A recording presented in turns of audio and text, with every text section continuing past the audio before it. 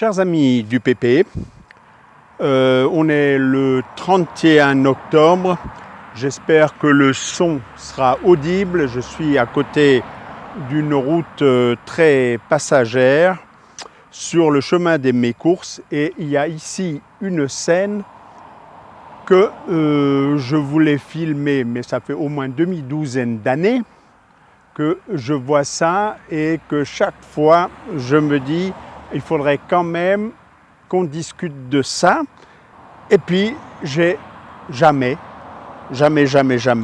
la caméra avec moi. Et cette fois-ci, j'y ai pensé. Donc vous voyez là un champ de maïs pas encore récolté. Je ne sais pas si l'agriculteur a des problèmes ou si simplement du fait des cours du maïs qui sont actuellement très bas, la récolte ne serait pas rentable, ou alors, autre option, on a eu des périodes humides assez longues et actuellement, le séchage artificiel du maïs, si l'agriculteur le livre alors que les grains sont trop humides, il paye, enfin il est pas taxé, c'est une redevance pour un travail de séchage fait dans les silos pour que ce maïs se conserve et ça lui est facturé. Et cette facture actuellement pour du maïs conventionnel ici en Alsace lui boufferait la marge, donc peut-être qu'il a préféré le laisser au sanglier plutôt que de le récolter et de devoir payer ce séchage. Ou alors il attend une période, 8 jours de beau temps sec, et à ce moment-là, le maïs sèche sur pied et il pourra le récolter en gagnant de l'argent. Ce n'est pas le propos. Regardez bien la taille de ce maïs ici par rapport à ma tête.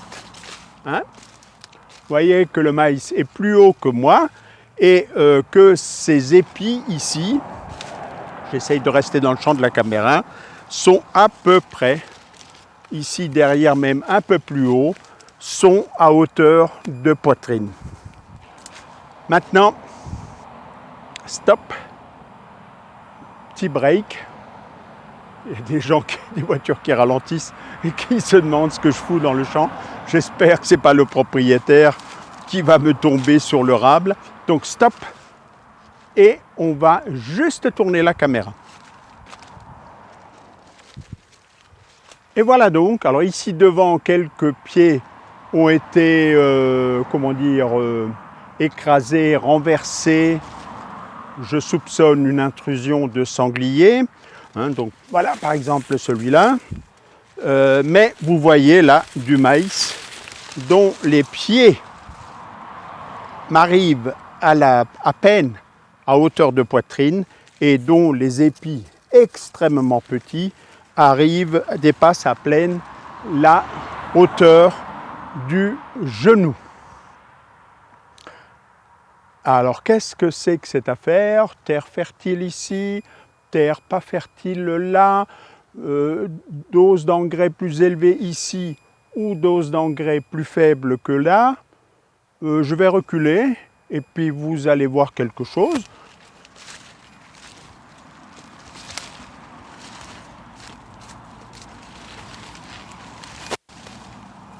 Voilà, je ne sais pas si vous me voyez encore, mais de nouveau du maïs qui est à hauteur de ma tête et de nouveau des épis qui sont à hauteur de ma poitrine. Alors, qu'est-ce qui se passe ici? Alors, je dois vous dire deux choses pour que vous compreniez. Première chose, comme beaucoup de maïs ici dans la région d'Obernai, on est juste à côté d'Obernai, et jusque vers Strasbourg, on est là dans des loess, dans des sols limoneux extrêmement riches, parmi les plus riches du monde. Donc, la question n'est pas celle de la fertilité. Deuxième chose, comme beaucoup des maïs dans cette zone, avec des loess qui peuvent avoir plusieurs mètres d'épaisseur, et une réserve utile en eau extrêmement élevée. Ce sont des sols qui stockent à peu près 200-250 litres par mètre carré et par mètre de profondeur. Ces maïs ne sont pas irrigués. Oui, il existe en France des cultures de maïs grain donc en l'occurrence ici, qui ne sont pas irrigués. Plus de la moitié, à peu près la moitié du maïs français n'est jamais irrigué en dépit de la mauvaise réputation qu'a cette plante. Donc ce n'est pas de ce côté-là qu'il faut chercher une différence. Je vais encore déplacer la caméra et la raison de cette différence va vous sauter aux yeux.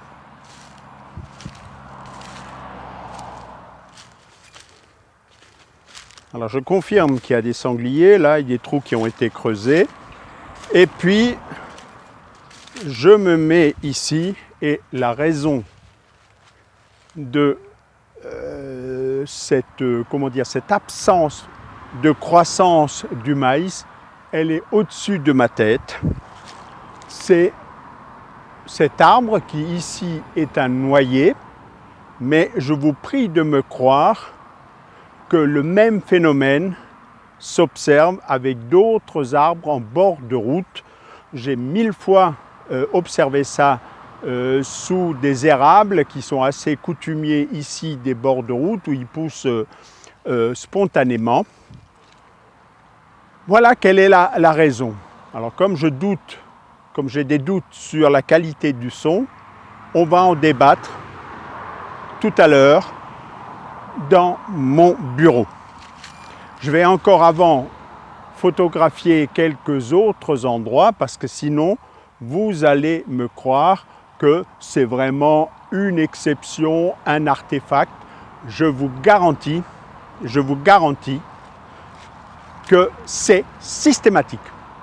Systématique sur le maïs et malheureusement il y avait des champs de tournesol pas très loin d'ici, à 100 mètres à pied, mais ils ont été récoltés.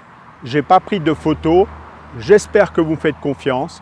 Sur tournesol, c'est exactement la même chose. Sous chaque arbre, on a, au-delà de la canopée, on a une zone dépressive sur la croissance de ces plantes. Je vais peut-être replanter la caméra pour vous montrer que cela s'étend au-delà de la canopée. Souvent on pense qu'au ras, l'effet de l'arbre, ombre, etc., s'arrête au ras de ses branches. Pas du tout. Donc voilà, je suis ici à peu près à la limite des branches de l'arbre et comme vous pouvez le constater, ici encore, et là, et là, et là, et là, le maïs est moins grand que ce qu'il était plus loin, où il arrivait à ma tête avec des épis qui étaient à ma poitrine. Là, l'épi est à hauteur de la hanche et le pied s'arrête à hauteur de poitrine. Donc l'effet de cet arbre va bien plus loin que les branches de l'arbre. Je ne sais pas si je l'ai dit, c'est un noyer.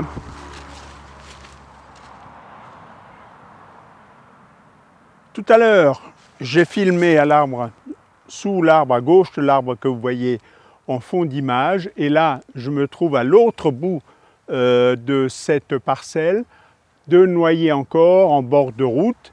Et comme vous pouvez voir, tout est sinistré. Je vais aller jusqu'aux limites des effets observables. Cela va jusqu'ici. Et cela se ressent jusque là. Donc là, on commence de nouveau à avoir du maïs à hauteur d'homme. Tout le reste ici devant moi, même s'il y a une légère, sur cette zone-là, à hauteur de mon bras droit, une croissance un peu meilleure. Mais tout le reste, entre ici et la caméra sur la droite, au regard de ces arbres, est absolument sinistré, du maïs nain.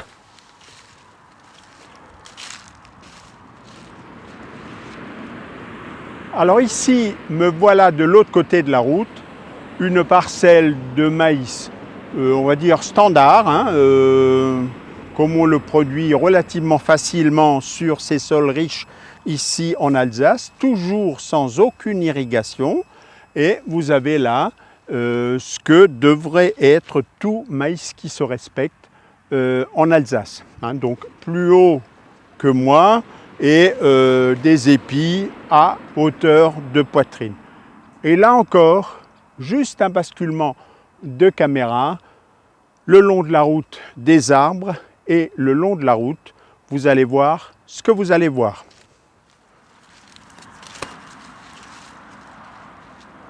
Et voilà donc, au droit de l'arbre, alors il y a du noyer, il y a aussi un érable, enfin même plusieurs érables venus spontanément en plus des noyers. Et vous voyez la taille maximale qu'a atteint le maïs avec des épis qu'on ne peut même pas appeler des épis. Hein. Donc voilà, je n'insiste pas.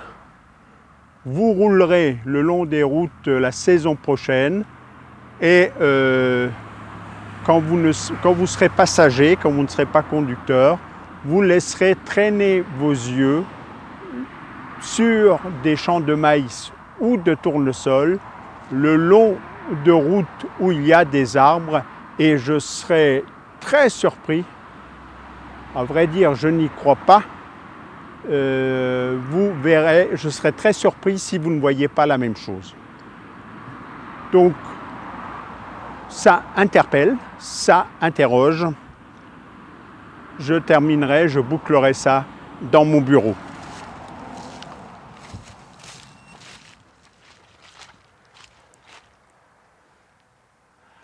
Alors ici, un peu plus loin, autre configuration, vous avez à droite une plantation de noyers cultivés, donc hein, c'est de l'arboriculture, sans désherbage, hein, c'est fauché en dessous. Actuellement, il y a pas mal de feuilles qui traînent. Et ici, une parcelle, peut-être du tournesol si ma mémoire est bonne. Et maintenant, implantation d'un engrais vert. J'ai tourné une autre séquence sur les engrais verts. Ici, c'est un mélange de moutarde, il y a de la facélie, il y a de ci, de là, quelques tournesols. Voilà en gros. Et là encore, c'est moins spectaculaire parce qu'on est à l'automne. Il pleut. Donc, la compétition pour l'eau est moins exacerbée. Mais vous pouvez constater que du côté des arbres, ici, en bordure, là je suis pile poil à la limite des branches des arbres. Donc sur quelques mètres supplémentaires, l'engrais vert est moins beau ici qu'un peu plus loin. Donc là, vous le voyez, il m'arrive même pas au milieu des chevilles. Et si je m'enfonce au risque de saloper mes chaussures, ben, ça arrive à hauteur de hanches. De toute évidence, ça a été semé en même temps, le même jour, etc. Et donc, l'effet supposé positif de ces arbres, des feuilles qui retombent ici, ne saute absolument pas aux yeux. Très exactement, c'est l'effet contraire qui saute aux yeux. Voilà, petite fenêtre, pas trop de bagnoles ou de motos. Un peu plus loin, toujours aux alentours d'Auverney, cette situation, je craignais que vous ne me croyiez pas que c'est pareil lorsque les arbres ne sont pas des noyers. Les noyers ont tellement cette réputation que rien ne pousse sous eux, réputation qui n'est pas fondée, mais voilà que je suis ravi d'avoir trouvé ces deux tilleuls avec exactement le même phénomène, du maïs non encore récolté qui m'arrive à la hanche ici, et dès que je m'éloigne, on arrive à hauteur d'homme. Donc c'est absolument comparable, ce n'est pas comment dire, la nature de l'arbre qui est en jeu, c'est bien un phénomène lié entre la proximité d'une plante qui a besoin de beaucoup d'eau et de beaucoup de lumière, surtout. Je reviendrai sur la question de l'eau, j'ai parlé un peu trop vite, et si je transporte la caméra là-bas, ce sera exactement la même chose, un creux que l'on voit parfaitement à partir d'ici. Et entre les deux, le maïs est un peu plus grand. Voilà, c'est limpide, je ne vais pas perdre plus de temps à ramer dans du limon qui est quand même collant. J'espère que vous me croirez. Allez, ce sera le dernier. Très intéressant puisqu'ici, sur ma gauche, votre droite, il y a une friche, une vieille friche, donc une parcelle agricole il y a 20 ou 30 ans qui a été abandonnée et qui a été conquise par différents arbres. Il y a là-bas un châtaignier, il y a là, qu'est-ce que c'est que ça? C'est un acacia, je pense. Il y a du prunelier au premier plan, un sureau là-bas, donc une pagaille innommable de feuillus spontanés, ceux qui viennent après les ronces dans une friche ici, dans ce terroir. Donc rien à voir avec le noyer à la réputation sulfureuse, et vous voyez de façon toujours aussi limpide que le long de cette friche, bien que les arbres soient à 2 mètres, hein, entre 2 et 3 mètres, les premiers troncs, les branches dépassent un peu, là ils sont à ma hauteur pile, et dès que je rentre dans le maïs, dès que je fais 3-4 mètres, je disparais, et là j'ai tellement disparu que j'ai du maïs qui me dépasse de 50 cm et qui a des épis qui sont à hauteur de gorge. Voilà, je ressors de la jungle et je remonte ces 2 rangs ici qui sont particulièrement impactés, les 3 suivants qui sont moyens, et à partir de 6-7 rangs là-bas, on va avoir le maïs qui a une hauteur, un développement et un développement des épis correct. Ici, on a des tout petits épis, 3 fois rien, même pas la moitié de mon poing. Voilà. Je n'irai pas plus loin, il faut que j'aille faire les courses. On arrive en fin de journée et si je veux tenir mes promesses, je vais arrêter ici et terminer dans mon bureau, poser quelques réflexions par rapport à l'influence des arbres et par rapport à ce que personnellement je considère comme étant des modes, l'agroforesterie, les jardins-forêts et autres. Et puis, comme à mon habitude, je pose les réflexions et vous êtes assez grand pour faire ce que vous avez envie de faire, y compris des conneries. C'est le droit le plus strict qu'on a dans son potager, de faire des conneries et de faire rire les voisins. Voilà, aucun problème. Si j'ai du maïs comme ça, je fais rire n'importe quel agriculteur sérieux. Il va me prendre pour un ouistiti et il a raison. Et il a raison.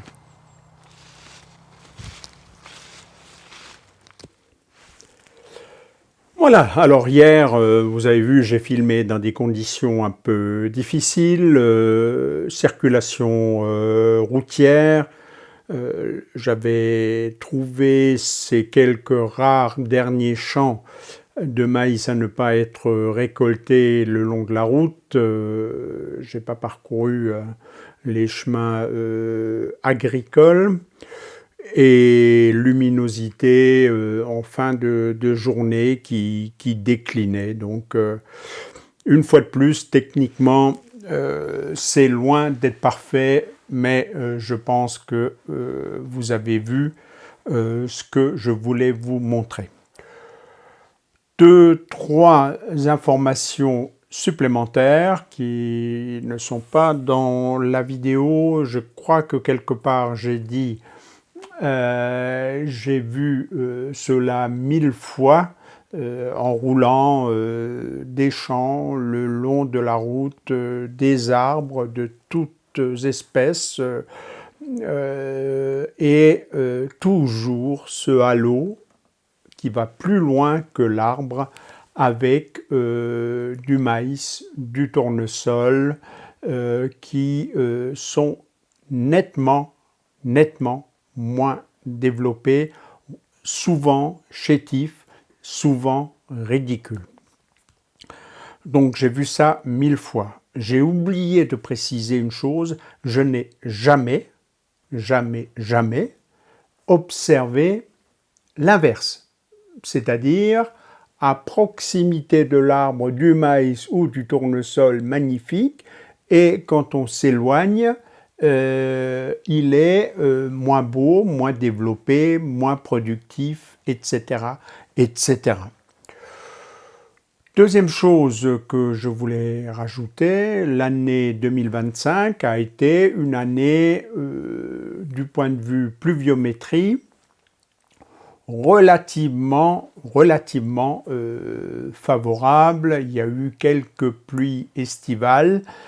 La canicule sécheresse était très précoce en juin, à un moment où les sols que je vous montre étaient encore relativement humides, c'est-à-dire que leur réserve utile ou leur réserve facilement utilisable d'eau n'était pas encore trop entamée. Donc ces cultures, cette année, non irriguées, j'insiste, l'ensemble des parcelles que j'ai filmées ne sont pas irriguées parce que tout simplement pas irrigables, pas équipées, ni de forage, ni bien sûr ici en Alsace, de réseaux de distribution ou de canaux de distribution d'eau dérivée d'un fleuve, dérivée d'un barrage, comme cela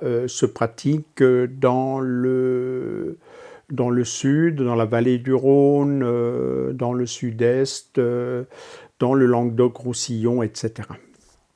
Donc malgré,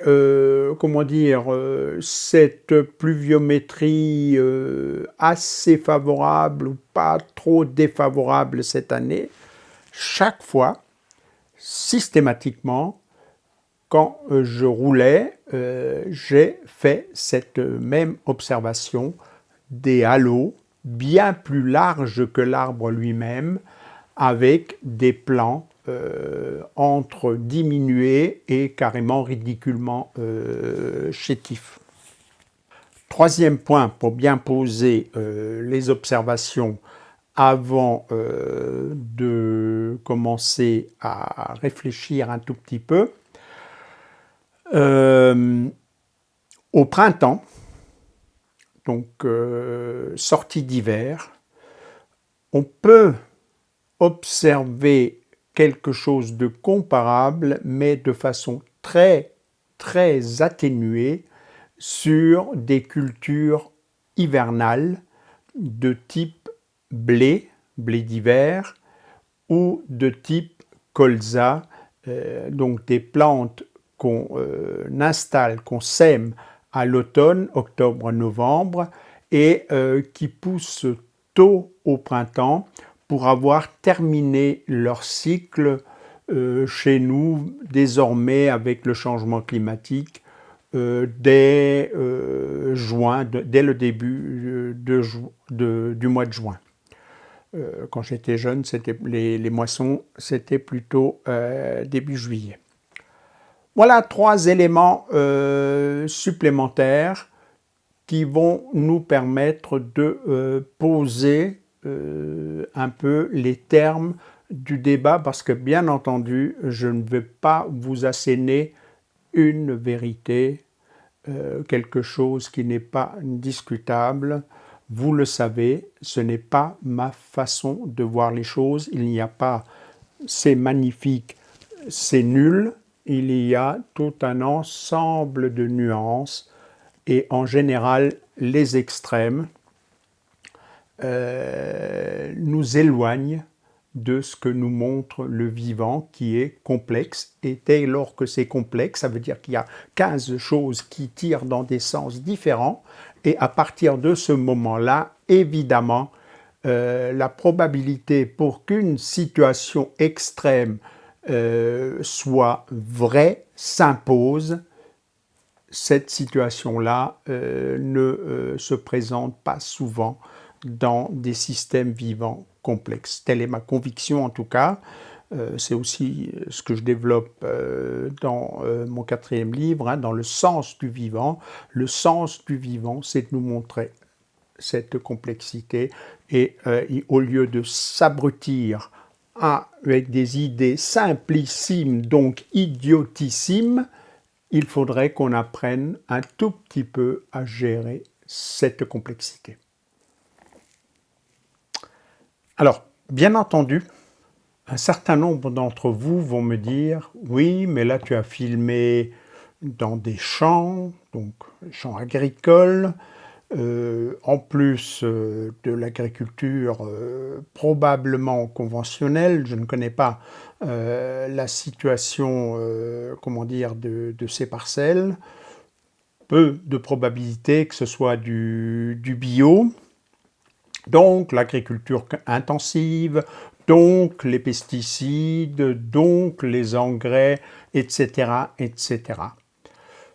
Quand un raisonnement est pris en défaut, souvent, la première défense, c'est le déni. Hein. Donc, pour ma part, les mécanismes en œuvre dans un champ conventionnel ou dans un potager sont globalement, je parle des mécanismes du vivant, sont globalement les mêmes. Et ma conviction est qu'un nitrate d'origine naturelle, donc issu de la transformation par des bactéries de mon urine, a la même formule chimique qu'un nitrate issu d'un engrais ammonitrate fabriqué à partir du gaz russe, on va dire ça comme ça, juste pour rappeler que actuellement l'Union européenne, en pleine guerre en Ukraine,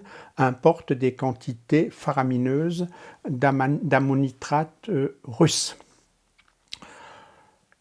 Alors, bien sûr, j'ai pensé à ça, bien sûr, je ne confonds pas une production progressive d'ions nitrate par les bactéries du sol à partir de l'urine ou par exemple de tonte de gazon qui se dégrade, se transforme progressivement avec un espèce de shoot provoqué par la solubilisation très rapide de l'engrais ammonitrate.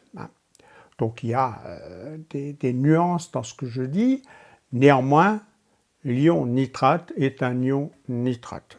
Et lorsque vous avez des plantes chétives, jaunâtres, etc., il manque notamment l'ion nitrate. Alors, je vais vous montrer, je vais vous commenter parce que je n'ai que les photos, je n'ai pas fait les vidéos au fur et à mesure, mais quelques photos prises à différents moments dans le potager du paresseux, sous un érable ou le long de la haie, pour montrer que ce que j'observe le long des routes dans des champs d'une agriculture conventionnelle, je l'observe exactement de la même façon dans le potager du paresseux où jamais de son vivant n'est entré un engrais de synthèse, où n'est jamais entré même un engrais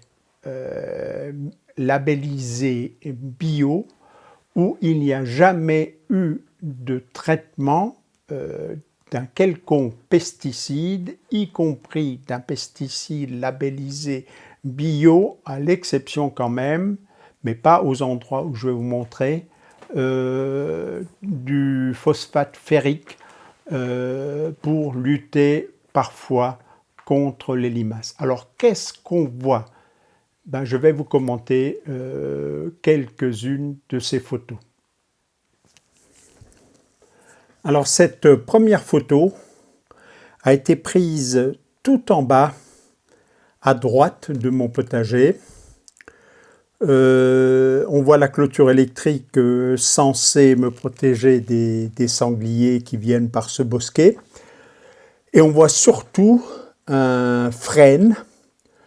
Donc il y a plusieurs frênes, mais dont un grand frêne qui fait l'angle. Et sous ce frêne, on voit à droite la fin d'une branche de potiron, potimarron, je ne me souviens plus maintenant, et on voit devant ce frêne que la végétation, y compris l'herbe, est relativement grillée. Au tout premier plan, au ras de l'image, vous avez un pied de consoude, consoude qui est normalement une plante, une puissante extractrice, donc avec un enracinement très puissant, et dont on voit ici qu'elle fait clairement la tronche, elle est flagada, elle n'est pas bien développée, c'est une consoude qui est là depuis 2 ou 3 ans au moment où j'ai pris cette photo. À gauche, regardez bien les fils électriques, on va les voir sur la photo suivante.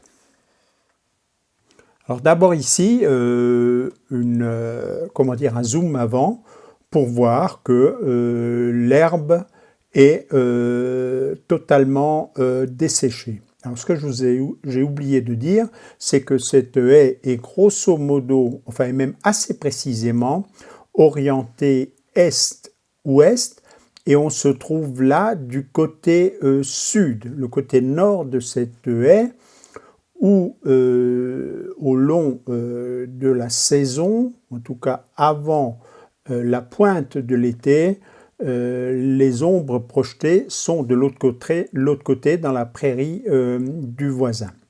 Là, on est en plein été, donc en plein été, la lumière, le soleil passe au-delà même du zénith, et on est pile poil à l'ombre de l'arbre à ce moment-là. Alors voilà donc la photo suivante que j'évoquais. J'ai planté là de l'autre côté de la clôture, dans cette espèce d'espace où traînent des broussailles, des épineux. Les branches que vous voyez sont très souvent des branches de ronces que je ne souhaite pas avoir dans mon potager puisque je travaille essentiellement assis ou à tout le moins à genoux. Et vous voyez ce plan-là en plein été, totalement, ridiculement chétif, jaunâtre, sans fruits, sans rien. On est là pile poil en dessous du frêne et à portée d'un sapin qui se trouve donc pour le frêne au bout du fil électrique et pour le sapin à peine 1 mètre plus loin sur la gauche. Donc à l'ombre de ces arbres, ce potiron est ridiculement chétif. C'est une honte de potiron. Alors sur cette photo, on est à peine un peu plus loin et à droite du pied de tomate que vous voyez se développe un potiron, le même, hein, donc même moment de plantation, etc., et dont on voit qu'il escalade la rangée de casseillers qui se trouve derrière, à droite du frêne. Hein, donc du frêne en question. Là, on est donc à, on va dire, 5-6 mètres de l'emprise du frêne, et dans des conditions tout à fait comparables. Vous allez me dire, il y a une ligne de goutte à goutte. Oui, il y a une ligne de goutte à goutte au tout premier rang, parce que là, j'ai planté probablement des chicorées, hein, donc, et que en plein été, pour installer ces cultures, je mets le goutte à goutte.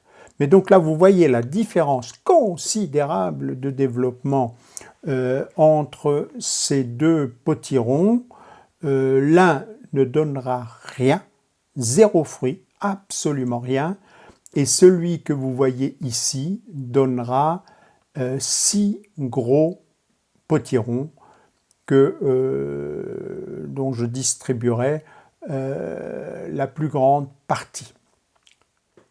Potager toujours, on est plus haut ici, on est à peu près à hauteur de la serre, avant même le tunnel à tomates, et donc à gauche une haie qui à ce niveau-là est en partie, la partie basse là que vous voyez ce sont des ronces, la partie haute c'est un forsythia, donc une plante, un feuillu ornemental, et on voit aussi quelques branches d'un cerisier sauvage qui est venu là spontanément dans la haie et dont je récolte les branches pour faire du BRF. Et vous voyez là des choux et au tout premier plan des poireaux. Regardez bien et cherchez avec les yeux.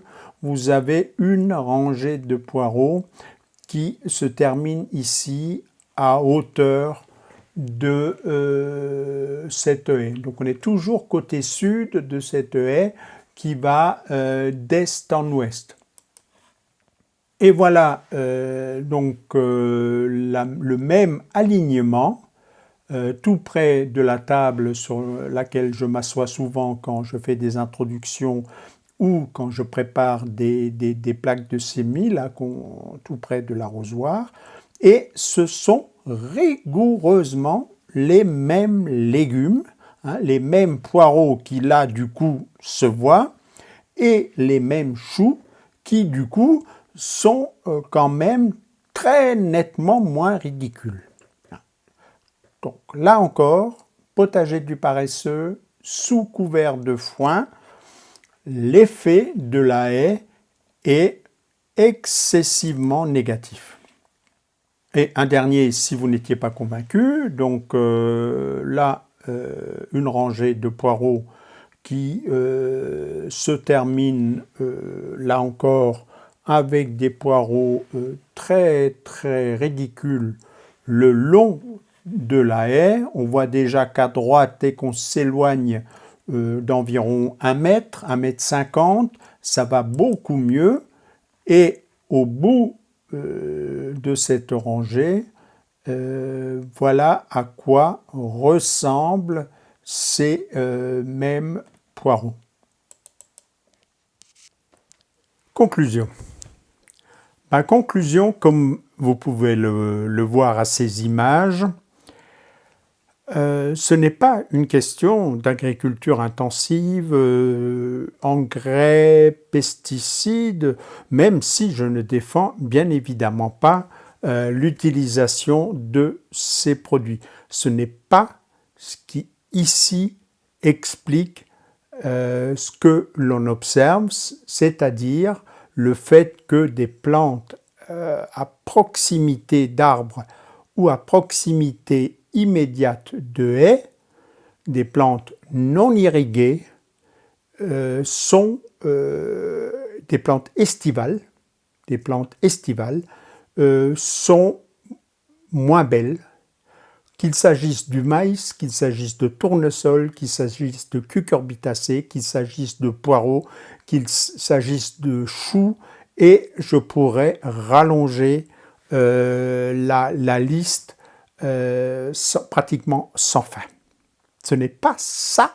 Il ne faut pas se leurrer, il ne faut pas se raconter des histoires. Quand, et c'est dans mon 4e livre, les observations contredisent vos convictions, il faut changer de conviction. Ou alors, on peut s'enfoncer dans la croyance obscure au point de nier la réalité.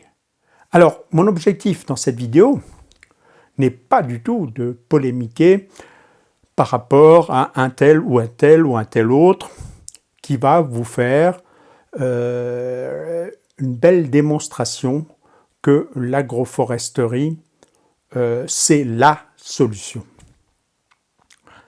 Je vais nuancer mon propos dans un instant, mais on va quand même d'abord réfléchir encore un tout petit peu. Le vivant, si on veut bien le regarder en toute objectivité, c'est quoi? Un écosystème, si vous voulez, c'est quoi? C'est parfois des symbioses, symbiose entre des champignons, symbiose entre des bactéries et des plantes, symbiose ou coopération entre différentes plantes qui, l'une va émettre un gaz qui va perturber un parasite d'une autre plante, symbiose encore quand l'une des plantes va offrir un écosystème à des animaux qui sont des auxiliaires dans la lutte contre tel ou tel parasite. De façon évidente, une haie héberge des oiseaux, dont des mésanges, qui ont un effet bénéfique sur la prédation de certains parasites qui sont des insectes ou de leurs adolescents qui sont alors des chenilles, des vers, etc. Il ne s'agit pas de nier ça. Bien évidemment que si je prends ma haie d'un côté et ma rangée de poireaux de l'autre, si je compte l'ensemble des êtres vivants présents, ce sera plus que s'il y avait la haie seule ou si j'avais pris un champ de poireaux seul. C'est évident. Donc, ces mécanismes positifs existent. Mais, une fois encore, attention aux extrémismes. Il n'y a pas que ça. Le vivant, c'est aussi une compétition sans cesse entre organismes vivants. La gazelle broute, le lion va se faire une gazelle.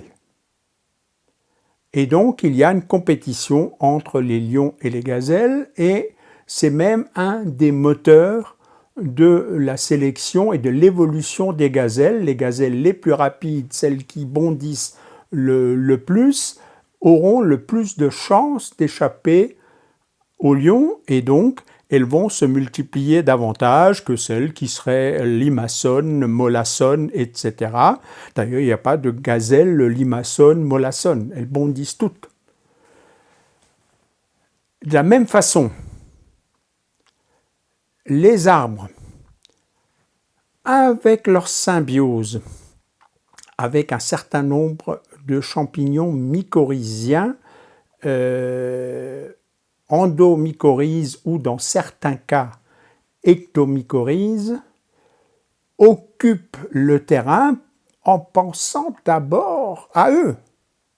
Il faut qu'ils trouvent les 200 litres, on va prendre un arbre moyen, il faut qu'ils trouvent en été tous les jours les 200 litres d'eau dont ils ont besoin pour éviter que leurs feuilles, frappées par le soleil, ne grillent. Je répète, je rappelle, l'eau, c'est la climatisation des plantes. Si les plantes ne surchauffent pas et ne crament pas plus souvent que ça n'est le cas, parce que ça finit maintenant avec le changement climatique par être le cas de temps en temps, si ce n'est pas plus souvent le cas, c'est tout simplement parce que les arbres évaporent des quantités phénoménales d'eau qu'ils doivent prélever, qu'ils prélèvent grâce à leurs racines et grâce aux champignons mycorhiziens associés. Et donc ils rentrent en compétition frontale avec le pauvre légume que vous venez de planter à proximité, qui lui aussi a besoin d'eau. Seulement voilà, il y en a un qui est plus malin que l'autre, parce que l'un, il est pérenne. Les arbres que vous voyez là, le frêne au bout de mon potager, peut-être 20 ans. Ceux que je vous ai montrés le long de la route, peut-être 50, 70 ans. Et donc, ils sont installés, ils sont à demeure. Ils ont étalé leurs racines. Ils ont installé leurs champignons mycorhiziens qu'ils nourrissent et qui, par ce biais, vont explorer le moindre recoin de sol. Et vous voudriez que naïvement, parce que vous, jardinier naturel, soucieux des mycorhizes, vous plantez là un poireau, vous voudriez que ce poireau se développe comme si on était dans une nature vierge. C'est occupé. Et de la même façon que dans un stade de foot, vous ne pouvez pas mettre plus qu'il n'y a de place assise, de la même façon, dans un volume de sol donné qui est déjà occupé par les champignons, et j'ai oublié de citer les bactéries de la rhizosphère, donc de ce qui entoure les racines de ces arbres, vous ne pourrez pas mettre plus, ou pas beaucoup plus, de champignons ou de bactéries associées à vos légumes. La place est prise. Alors, on vous raconte en permanence de belles histoires. Les jardiniers sont d'un côté des gens extrêmement angoissés. Je ne sais pas pourquoi, enfin si, je sais pourquoi. Ils ont peur de rater. Ils ont peur de rater parce que aujourd'hui, plus personne ne va mourir de faim. Hein? Donc, je veux dire, un jardinier, normalement, la plupart de ceux de vous, la majorité d'entre vous, va pouvoir se payer des légumes s'il les rate. Donc l'angoisse, elle est tout autre. C'est la fierté qui en prend un coup. C'est la peur du voisin, du beau-père, du beau-frère qui va ricaner. C'est quoi? C'est des légumes lamentables. Donc c'est la fierté qui est en jeu. Et du coup, beaucoup de jardiniers sont angoissés à partir de la question: qu'est-ce qu'il faut que je fasse pour que ça marche? Et du coup, ils sont prêts à croire de belles histoires. Et il y en a une. Alors moi j'appelle ça le storytelling. C'est comme ça que ça s'appelle en marketing, c'est-à-dire à raconter une belle histoire pour faire croire qu'un produit est remarquable. Je l'applique aux techniques, on va dire, ou aux modes en matière de jardinage. Vous êtes, à partir du moment où vous êtes angoissé, vos yeux se ferment et vous êtes sujet, vous êtes victime du storytelling. Et un storytelling qui m'étonnera toujours et que je vais démolir là tout de suite, c'est l'histoire qu'un arbre a une racine pivotante et ne prendrait l'eau et les minéraux qu'en profondeur. Donc il n'y aurait pas de compétition ce serait la nature merveilleuse, hein, ce fameux jardin d'Éden où il n'y a aucun problème, où les gazelles dansent avec les lions, etc., etc. On rêve de ça, on rêve d'un monde parfait. Attendez d'être mort.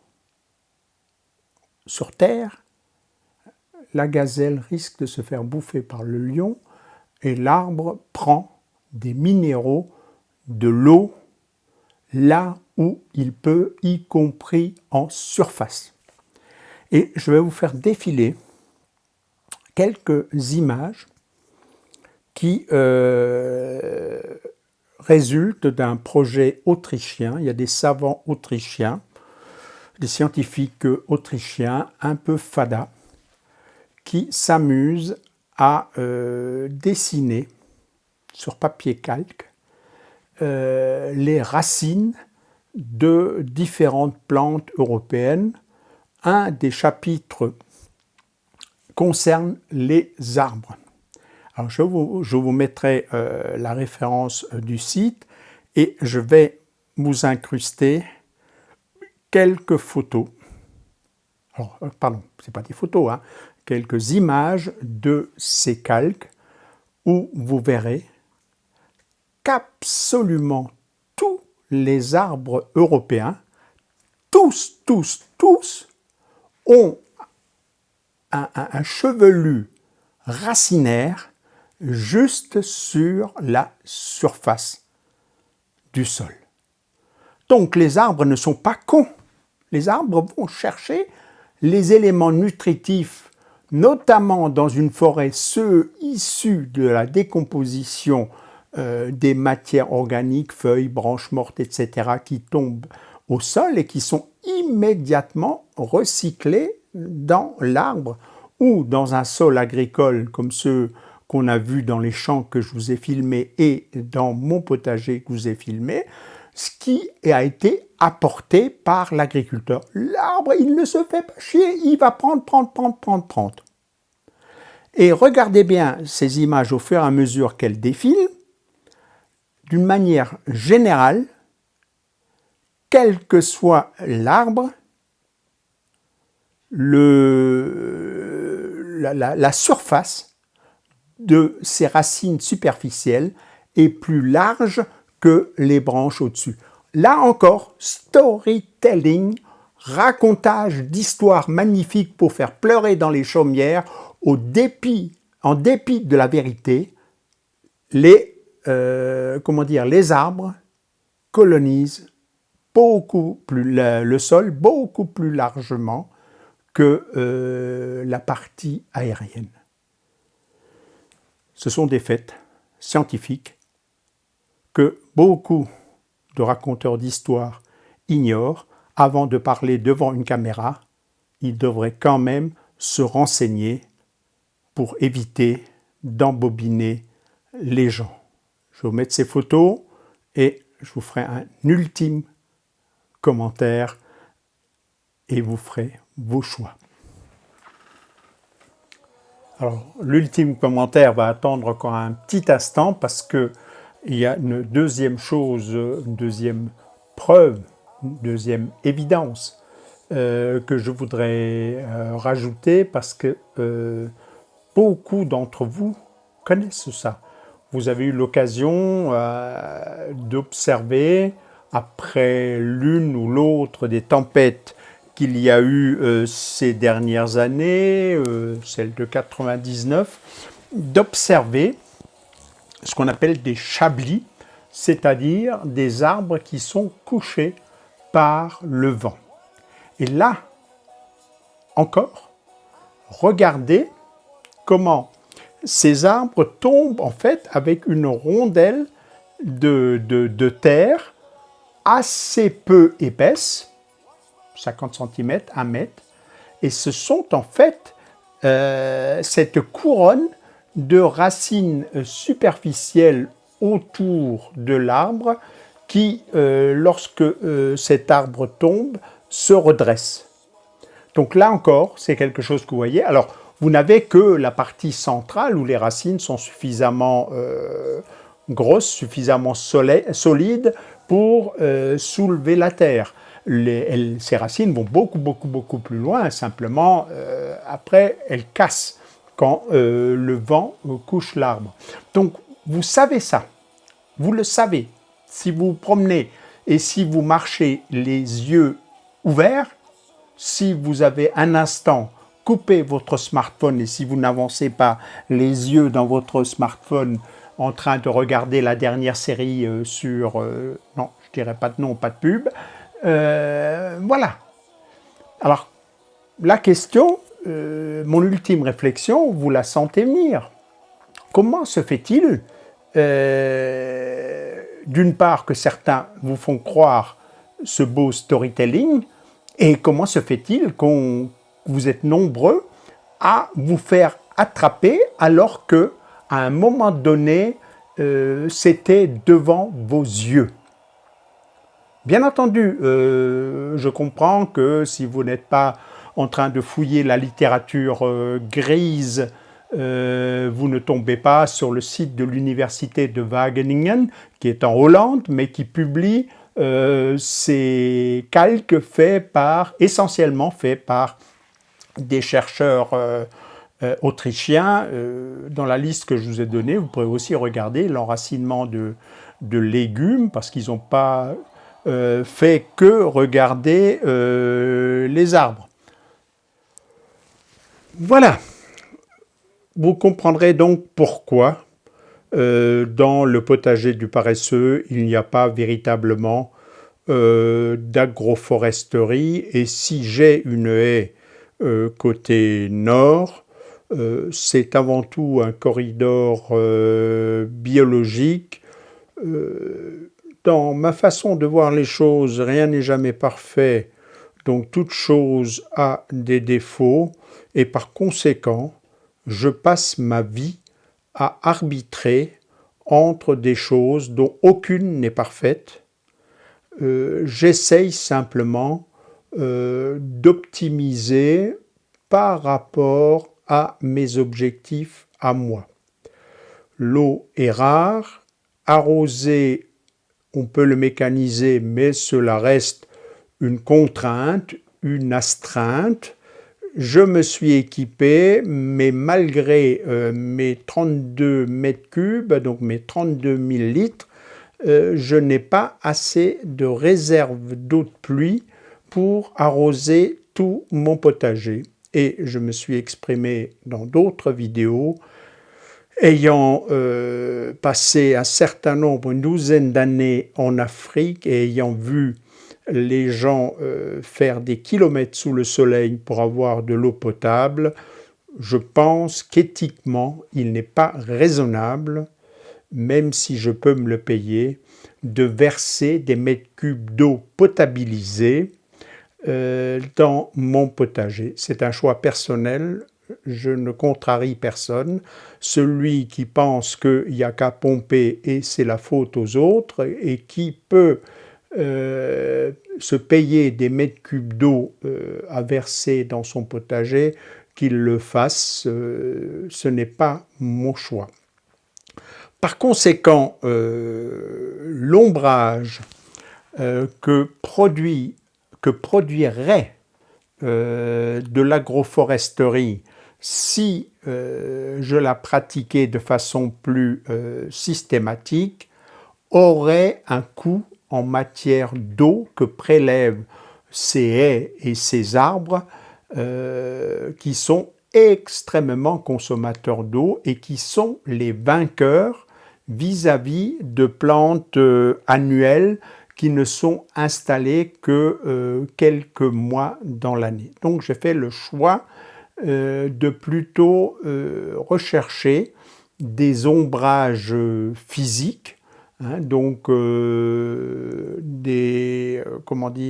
des ombrières que je déroule, traitées avec du blanc horticole, mes serres et mon thune et la tomate. Dans des cas critiques, il m'est arrivé aussi d'utiliser des voiles qui, en hauteur, sur un grillage, renvoient une partie de la lumière sans pour autant entrer en compétition pour l'eau et pour les mycorhizes du sol. C'est mon choix. Alors, une nuance par rapport à cette vidéo. Il existe des situations ou des formes d'agroforesterie dont globalement les bénéfices, dont globalement c'est bénéficiaire. Alors, vous entendrez donc dans la littérature professionnelle, de certains instituts de recherche, etc., des discours sur lesquels il ne faut pas se tromper. Il existe une forme d'agroforesterie à très large maille où, entre des rangées d'arbres très écartées, au point qu'on peut passer avec des moissonneuses batteuses, etc., on cultive des céréales entre des rangées d'arbres, par exemple des noyers, qui vont donc produire un revenu subsidiaire. Et ce système-là a un certain nombre d'avantages, ne serait-ce que la résilience économique. Si le prix du blé plonge, peut-être que les noix se vendront bien. Alors ça peut être des fruitiers, ça peut être la pomme, hein, le cidre, etc. sont des systèmes agroforestiers traditionnels.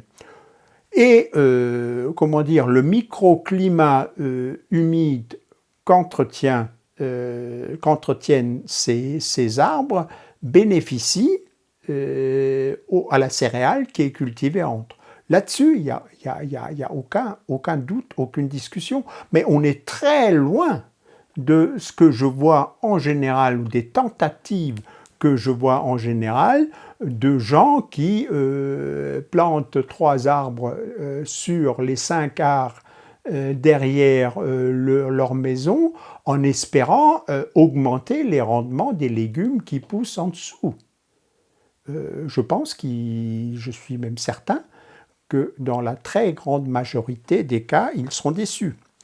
Deuxième facteur qui joue, on peut considérer que traditionnellement, la vallée du Rhône, avec des haies de cyprès en travers du vent dominant qu'est le Mistral, donc un vent froid et desséchant, a globalement sur les parcelles qui se trouvent derrière un effet positif, d'autant plus qu'on est dans une vallée le long d'un fleuve et qu'en général les nappes d'eau à ce niveau-là ne sont pas très profondes, et là en effet un arbre peut faire la liaison avec une nappe d'eau. Donc là encore, globalement, même si on perd un peu d'espace, le bilan global est probablement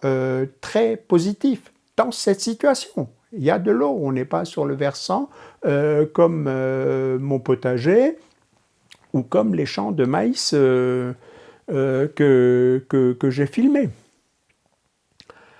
Dans tous les cas, je pense qu'il y a une confusion entre cette organisation à large maille de l'espace agricole et une sorte de conviction d'une agroforesterie que je vais qualifier méchamment de naïve, consistant à penser que les légumes réussiront mieux quand ils seront sous un arbre, ou quand les arbres sont quasiment contigus.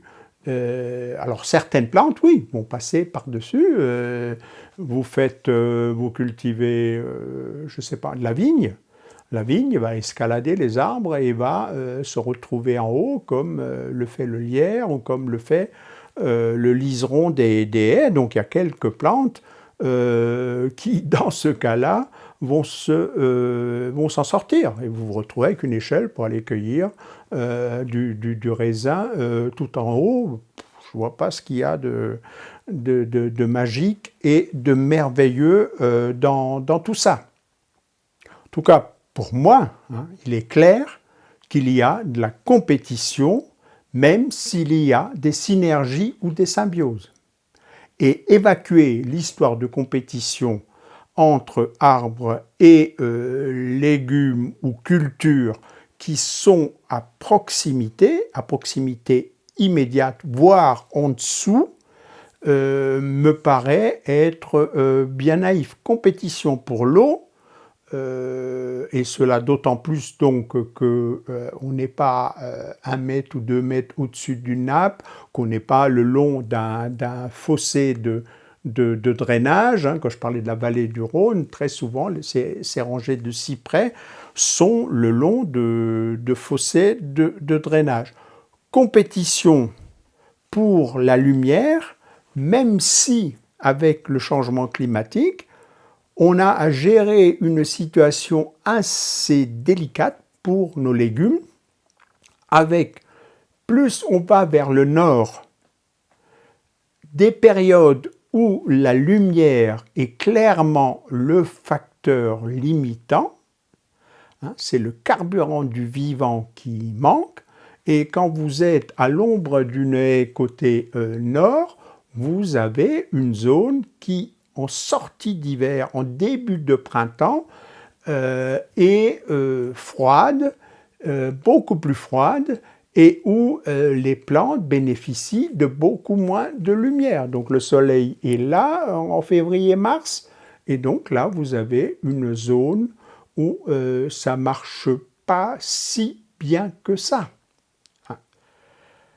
L'été, le soleil passe au-dessus, un peu plus qu'à la verticale, il est donc du côté nord, et effectivement, vous avez alors un excès de lumière qui va sur les feuilles se transformer en chaleur, chaleur que la plante doit évacuer par une évaporation, une transpiration, pardon, excusez-moi, une transpiration bien supérieure. Donc elle aura besoin de beaucoup plus d'eau. Et à ce niveau-là, un ombrage est le bienvenu. Je viens de vous dire que dans mon cas, je privilégie les ombrages physiques, donc des matériaux qui ne siphonnent pas d'eau et qui n'entrent pas en compétition avec mes légumes.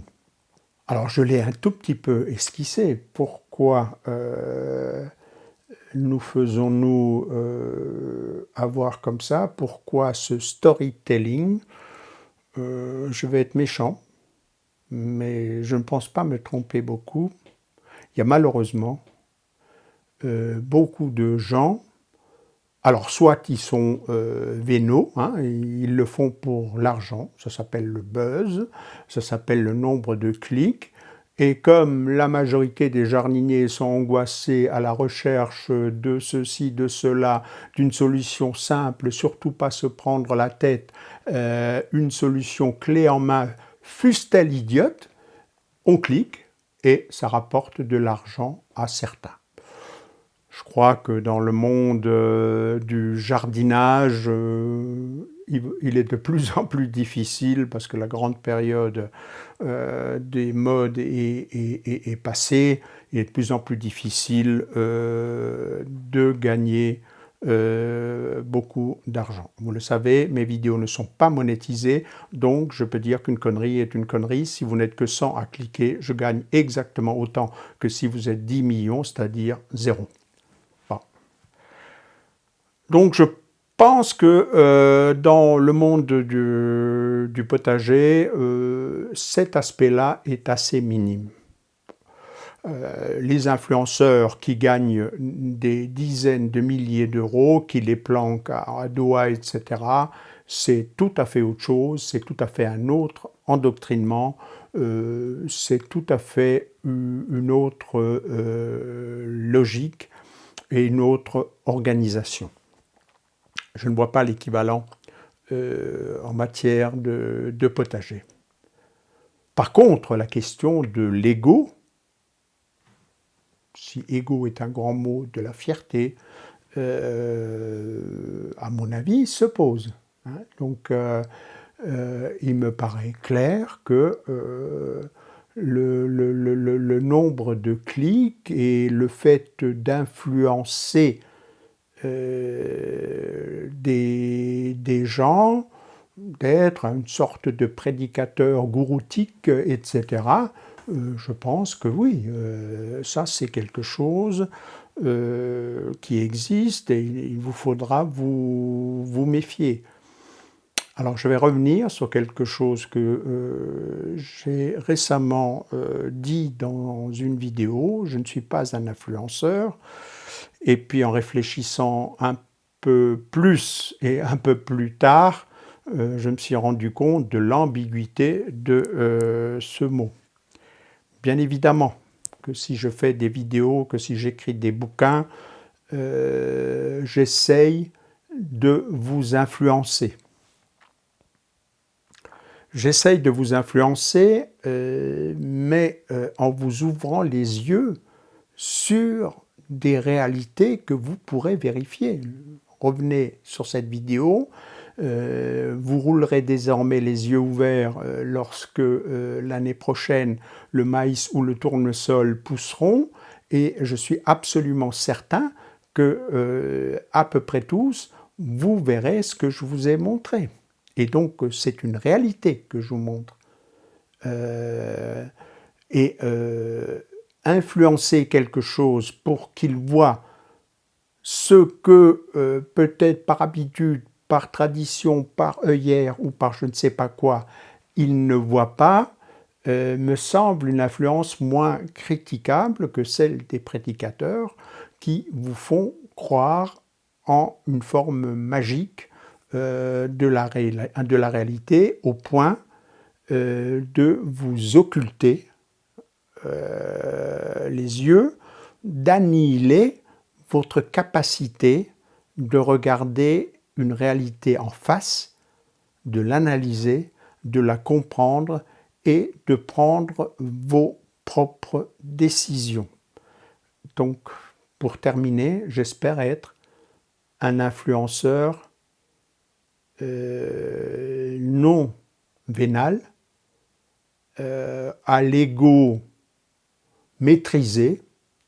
Je ne vais pas vous cacher que je regarde combien vous êtes à regarder mes vidéos et à répondre à vos commentaires. Mais donc égo maîtrisé et l'ambition d'éclairer plutôt que d'obscurcir les débats. Tiens, ça c'est une belle phrase pour terminer et on va s'arrêter là. Allez, ciao!